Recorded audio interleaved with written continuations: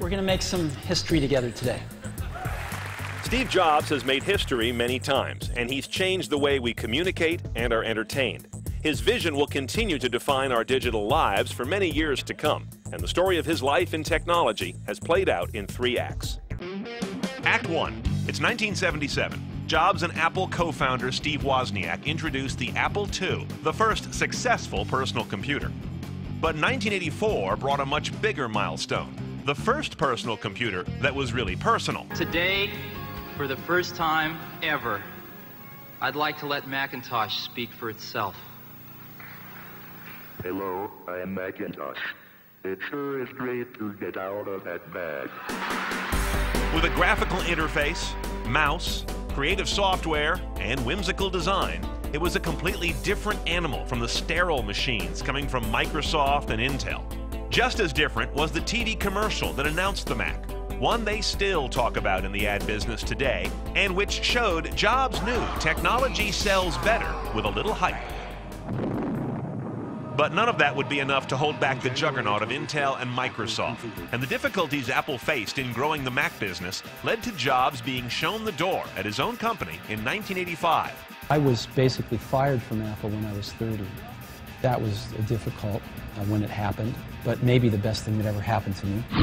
Act 2. Shortly after Jobs' ouster, he founds Next to produce a new kind of advanced workstation computer that runs on an object-oriented software architecture, which would become the basis of a dramatically new and better Mac OS years later. Similarly telling was the design of the Next machine. Stylish, austere, and breaking convention. Sound familiar?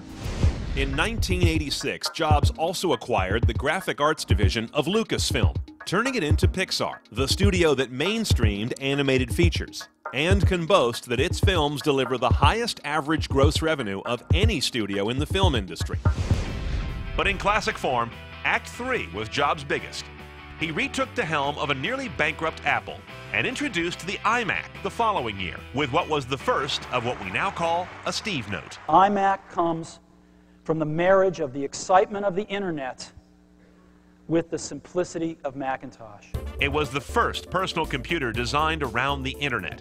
What Bill Gates and Microsoft were to the PC era, Jobs was about to become to the internet and eventually mobile era. Good morning. We got a lot of incredible stuff to show you today. His presentation skills at events such as Macworld would become legendary examples of showmanship and star power in industry. It's really beautiful. This is what it looks like. Detractors would deride Jobs' hype as a reality distortion field, but the iMac worked, and Apple began to turn around. But Jobs' single biggest course change for Apple was not a computer, but the iPod. What is iPod? I happen to have one right here in my pocket, matter of fact. There it is, right there.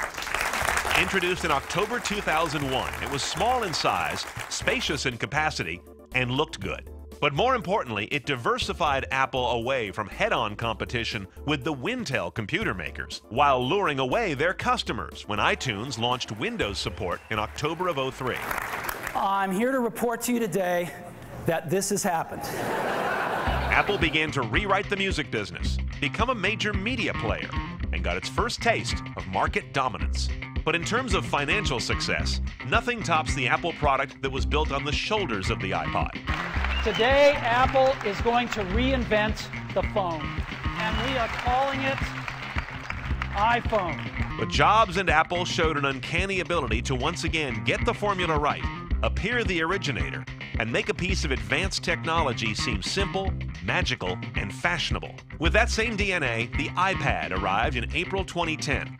We'd like to show it to you today for the first time, and we call it the iPad. And again, legitimized a category that other companies had only nibbled at the edges of for years. It's so much more intimate than a laptop, and it's so much more capable than a smartphone. Apple has had its share of flops, but they mostly pale compared to its hits.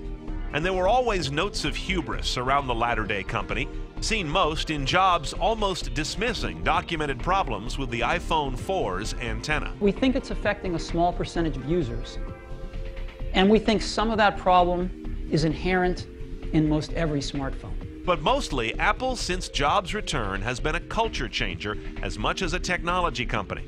one of the biggest success stories in American business, and virtually indivisible from the identity of its CEO.